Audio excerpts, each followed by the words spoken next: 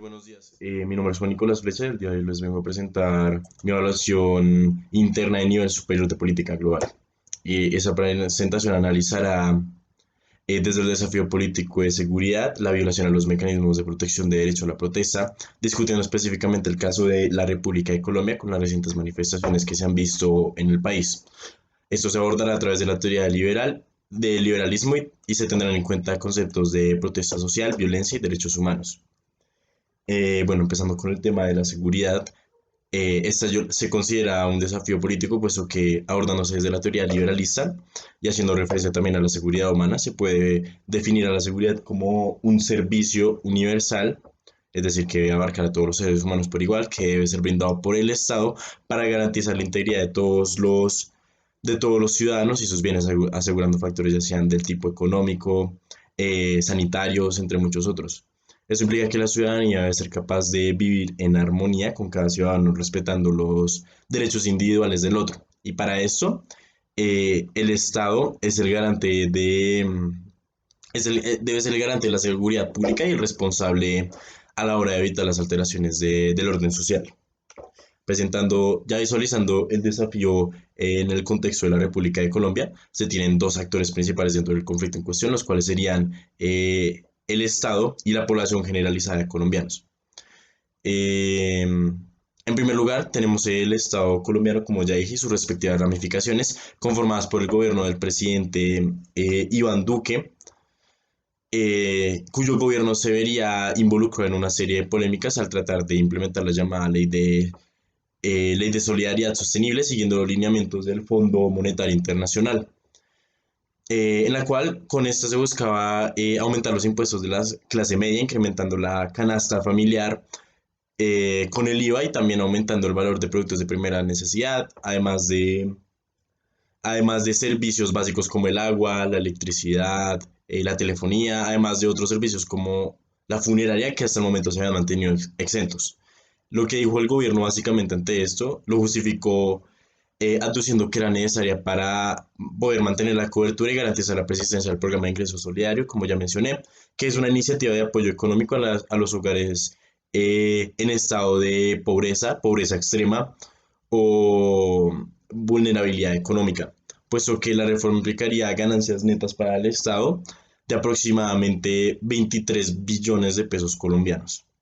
Pasando ya al segundo actor, la implementación de la reforma no fue muy bien recibida por esta, causando reacciones de indignación y repudio hacia la reforma que rápidamente se transformaron en protestas organizadas a lo largo del país. Y eso se debe a que muchos colombianos percibieron el plan como un ataque a sus ya muy de por sí difíciles vidas, específicamente la población que laboraba a tiempo completo y que aún así mantenía dificultades para ganar incluso el salario mínimo que es de alrededor de $275. De tal forma, esta propuesta fiscal sirvió a modo de catalizador, causando que frustraciones de larga data respecto a otras problemáticas del país llegaran a su punto de ebullición. ¿En qué consisten esas frustraciones? Pues básicamente tenemos el factor económico para empezar, y es que Colombia se encuentra en uno de los países peor económicamente.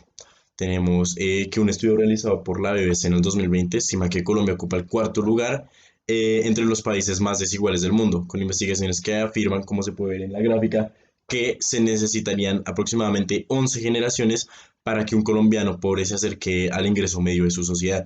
Y pese a que la reducción de la pobreza, y pese a toda la reducción de pobreza que ha habido en los años previos a la pandemia, muchos colombianos aún sienten que los motores del ascenso social están muy fuera de su alcance. De igual forma, el descontento social también se puede ver a incumplimientos en los acuerdos de paz entre el gobierno nacional y las FARC en 2016, que ha dejado aproximadamente 274 excombatientes asesinados desde ese año y mucho descontento social generalizado, dadas las continuas masacres y asesinatos de líderes sociales en el país, el incremento de masacres civiles, la mala gestión dentro de la pandemia, ya sea en términos sanitarios o económicos, también la reforma de salud y de la pensión que fue propuesta por el mismo presidente Duque, entre muchas otras problemáticas que están contribuyendo al deterioro y a la seguridad de la vida digna del país y que impulsaron a los colombianos a alzarse contra estas. Aquí quisiera entrar a definir el contexto de protesta social dentro del conflicto de Colombia, y esto se puede entender como un medio legítimo para la reivindicación de derechos de cualquier índole que se encuentra constitucional y legalmente protegida en el caso de Colombia por el artículo 37 de la Constitución Política de 1991. El derecho a la protesta se puede entender como la síntesis de tres derechos fundamentales, los cuales son la asociación o la reunión pacífica, el derecho a la libertad de expresión y el derecho a la huelga y otras garantías relacionadas, eh,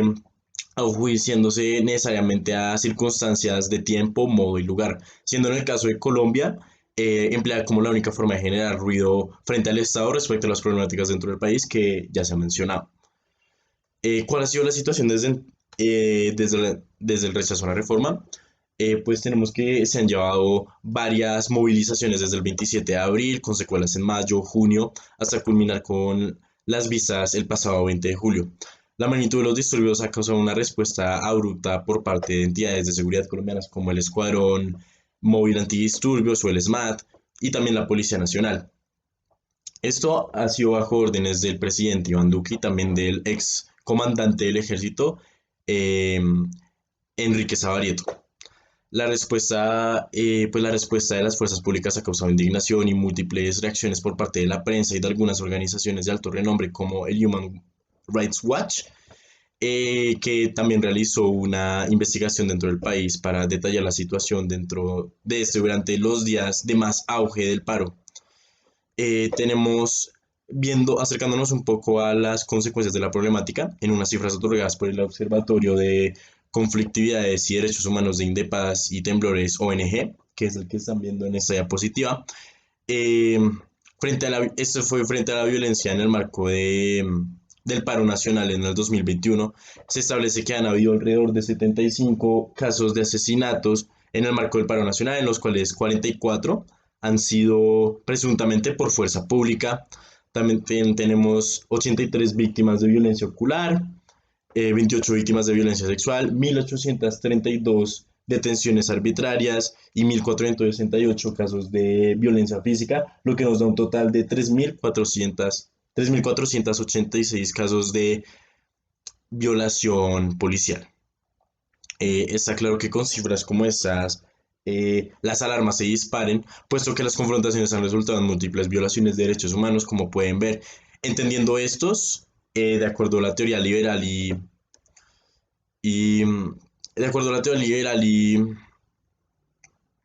como aquellas facultades y prerrogativas que deberían poder ejercerse por el simple derecho de uno ser humano, siendo esenciales para vivir vidas dignas, siendo inaleíbles y deberían aceptarse como universales, que también se menciona tal cual en la Guía de Política Global.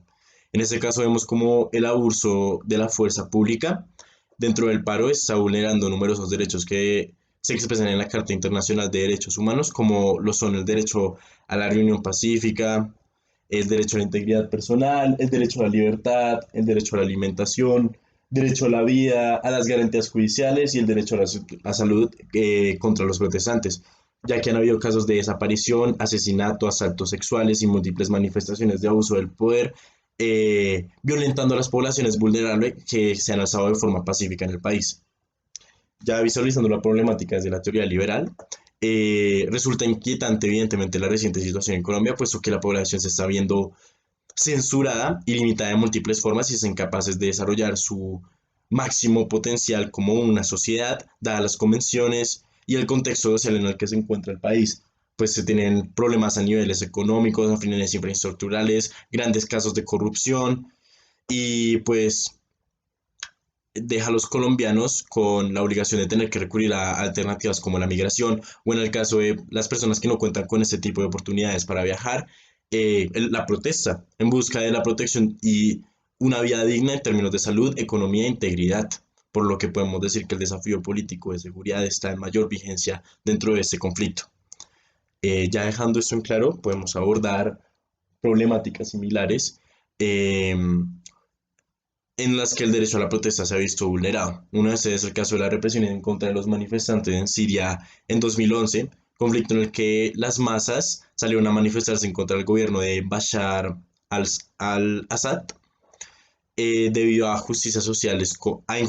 como la corrupción, el totalitarismo y la falta de seguridad y oportunidades laborales, con Bashar dando una orden de atacar a las masas con fuerzas letales, dejando a cientos de civiles y